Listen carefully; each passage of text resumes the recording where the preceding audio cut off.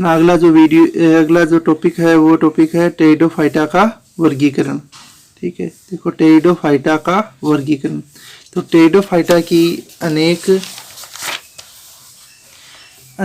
जातियां विलुप्त हो चुकी है, यानी टेरिडोफाइटा की बहुत सारी जातियां हैं वो अब तक क्या हो चुकी है, विलुप्त। वर्तमान में जो जातियां पाई जाती है उन्हें 4 वर्गों में विभाजित किया जाता है।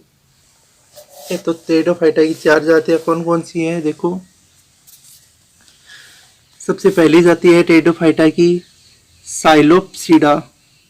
सबसे पहली जाति है टेरिडोफाइटा की साइलोप्सिडा। दूसरी जाति है टेरिडोफाइटा की वो है लाइकोप्सिडा। तीसरी है स्पिग्नोप्सिडा और चौथी है टेरोप्सिडा।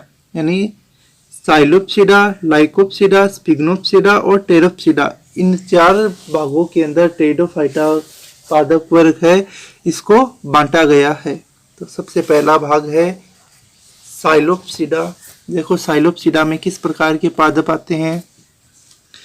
ये सबसे पुरातन टेरिडोफाइट्स है, यानी सबसे पुरानी जो टेरिडोफाइट पादप है, ठीक है, उन टेरिडोफाइटा को साइलोप्सिडा वर्ग है टेरिडोफाइटा का, इसके अंतर्गत रखा गया है। तो सबसे पुरातन टेरिडोफाइट्स कौन से हैं, साइलोप्सिडा।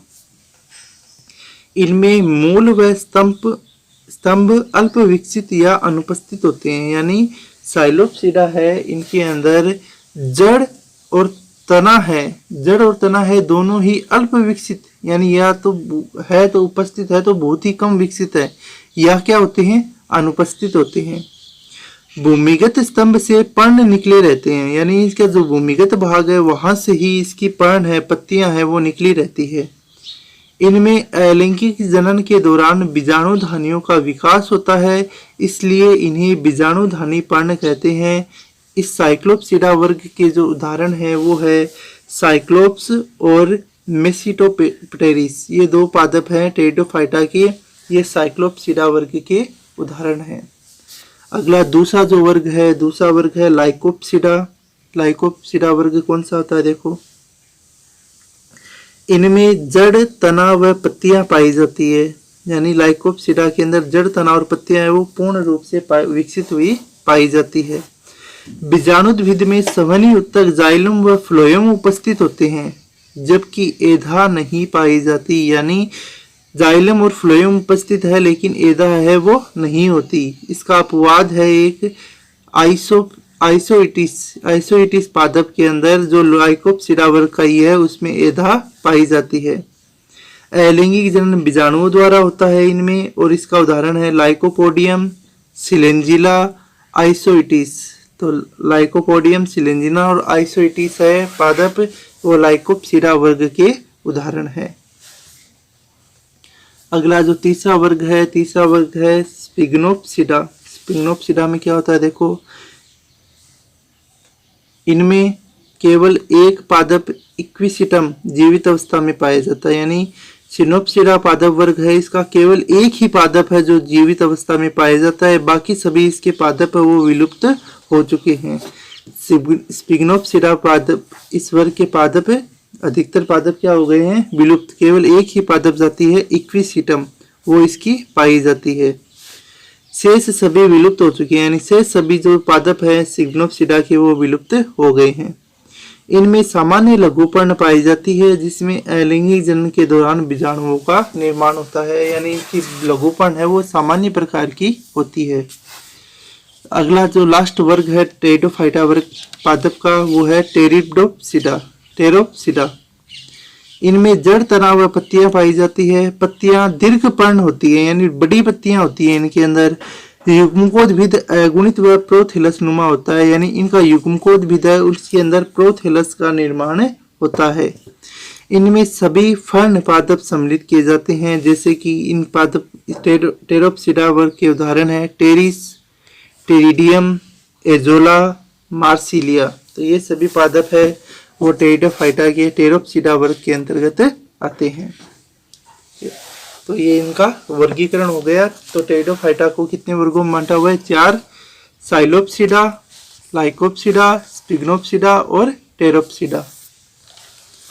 अगला जो अपना टॉपिक है, पॉइंट है, वो है टेरिडोफाइटा का आर्थिक महत्व है। यानी टेरिडोफाइटा के पादप है, इनके लाभदायक और हानिकारक महत्व है कौन कौन से हैं। तो सबसे पहले पढ़ते हैं इसके लाभदायक महत्व। तो लाभदायक महत्व क्या है, देखो टेरिडोफाइटा से अनेक लाभदायक पदार्थ प्राप्त होते हैं, जिनमें से कुछ प्रमुख है। जैसे इसके लाभदायक पदार्थ कौन कौन से होते हैं, जैसे औषधीय पदार्थ है। विभिन्न टेरिडोफाइटा से अनेक औषधीय महत्व के पदार्थ प्राप्त होते हैं, जिनका उपयोग विभिन्न रोगों के उपचार में किया जाता है। तो टेरिडोफाइटा पादप है, इनसे अनेक प्रकार की औषधीय महत्व के पदार्थ है वो मिलते हैं, और इन औषधीय महत्व के पदार्थों का उपयोग अनेक प्रकार के रोगों के उपचार में किया जाता है। जैसे उदाहरण देखो, लाइकोपोडियम से प्राप्त पदार्थ का उपयोग वृक्क, यकृत व फेफड़ों के रोगों के उपचार में किया जाता है। जो लाइकोपोडियम पादप है, जो लाइकोप्सिडा वर्ग पढ़ा था हमने, उस वर्ग का पादप है लाइकोपोडियम। और इस लाइकोपोडियम पादप से जो पदार्थ औषधीय महत्व के प्राप्त होते हैं, उनका उपयोग वृक्क, यकृत और फेफड़ों के रोगों के उपचार के अंदर किया जाता है। चारे के अगला दूसरा इसका महत्व है चारे के रूप में। चारे के रूप में, तो चारे के रूप में क्या है, देखो पहाड़ी क्षेत्रों में मार्सिलिया व टेरिडियम के ताजा पादपों का उपयोग पशुओं के चारे के रूप में किया जाता है। यानी मार्सिलिया है, टेरिडियम पादप है, इन मार्सिलिया और टेरिडियम पादप का उपयोग चारे के रूप में किया जाता है। अगला तीसरा उपयोग है उर्वरक के रूप में। उर्वरक के रूप में देखो, कुछ टेरिडोफाइटा जैसे एजोला, नील हरित शैवाल, एनामिना के साथ सहजीवी संबंध बनाकर रहते हैं। यानी कुछ टेरिडोफाइटा पादप है जैसे कि एजोला, यह एजोला पादप है, यह एजोला नील हरित शैवाल और नोस्टोक एनामिना पादप ये शैवाल है। इन शैवालों के साथ यह सहजीवी संबंध बनाकर रहता है। तो सहजीवी संबंध क्या होता है पहले तो वो समझो। ऐसा संबंध जिसमें दो जीव साथ साथ रहते हैं और दोनों को एक दूसरे से लाभ पहुंचता है, ऐसे संबंध को सहजीवी संबंध कहते हैं। तो एजोला है, यह नील हरित शैवाल और एनामिना के साथ सहजीवी के रूप में रहता है।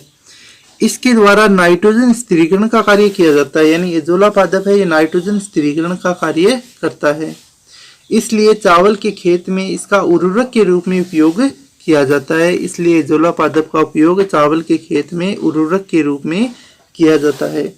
इसके अलावा एजोला की राख से पोटेशियम पोषक तत्व की पूर्ति होती है। यानी एजोला को पादप को अगर जलाया जाए तो उसकी जो राख बनती है, उसकी राख में पोटेशियम पोषक तत्व है वो अधिक मात्रा में पाया जाता है, जो भी पादपों की स्वस्थ वृद्धि के लिए आवश्यक होता है। अगला उपयोग है भोजन के रूप में। एजोला पादप का उपयोग भोजन के रूप में। तो भोजन के रूप में कैसे उपयोग होता है, देखो कुछ टेरिडोफाइट्स की जड़ों में स्टार्च का संचय किया जाता है। यानी कुछ ऐसे टेरिडोफाइटा पादप होते हैं जिनकी जड़ के अंदर स्टार्च है वो पाया जाता है। स्टार्च का संचय करते हैं, स्टोरेज करते हैं ये पादप, जिनका उपयोग खाद्य पदार्थ के रूप में किया जाता है। और इन जड़ों को स्टार्च का संचय होने के कारण इनका उपयोग खाद्य पदार्थ के रूप में किया जाता है।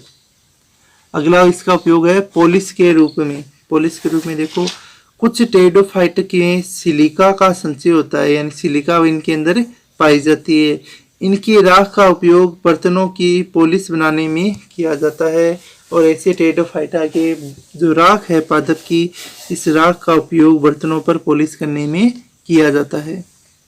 ठीक है, अगला पॉइंट है हानिकारक महत्व। हानिकारक यानी टेरिडोफाइटा पादप है वो किस प्रकार से हानिकारक हो सकते हैं पशुओं, मनुष्य के लिए या अन्य जीवों के लिए। तो देखो, जलीय टेरिडोफाइट्स तीव्र गति से कायिक जनन करते हैं। जल के अंदर जो टेरिडोफाइटा पादप रहते हैं उनके अंदर कायिक जनन करने की क्षमता होती है, और जल स्रोतों के तल पर बहुत अधिक संख्या में फैलकर जल को प्रदूषित करते हैं। और कायिक जनन से अपनी संख्या में वृद्धि करेंगे और जल के पूरे तल पर फैलकर ये जल को प्रदूषित कर देते हैं, जिसके कारण जलीय पादप व जंतु मरने लगते हैं। इसके कारण जलीय पादप और जंतु है वो मरने लगते हैं। कुछ पादप जैसे टेरिडियम की जड़ों द्वारा ऐसे पदार्थ स्रावित होते हैं जिनके कारण उनके आसपास अन्य कोई भी पादप नहीं उगते। इसे एलिलोपैथी प्रभाव कहते हैं। यानी टेडियम जो पादप है, इस टेडियम पादप के द्वारा, इनकी जड़ के द्वारा ऐसे पदार्थ स्रावित होते हैं जिसके कारण इसके आसपास अन्य पादपों की वृद्धि है वो नहीं होती। ठीक है, इस प्रभाव को एलिलोपैथी प्रभाव कहते हैं। पहाड़ी क्षेत्रों में कुछ टेरिडोफाइट्स खरपतवार के रूप में उगते हैं जो फसली पादपों की वृद्धि को कम कर देते हैं। तो ये सभी टेरिडोफाइटा वर्ग के पादप है, उनके लाभदायक और हानिकारक प्रभाव हो गए। ठीक है, अगले वीडियो के अंदर हम जो अगला पादप वर्ग है तो 4 नंबर जिम्नोस्पर्म, उसके बारे में पढ़ेंगे। ठीक है, जिम्नोस्पर्म और एंजियोस्पर्म 2 पादप वर्ग बचे अपने।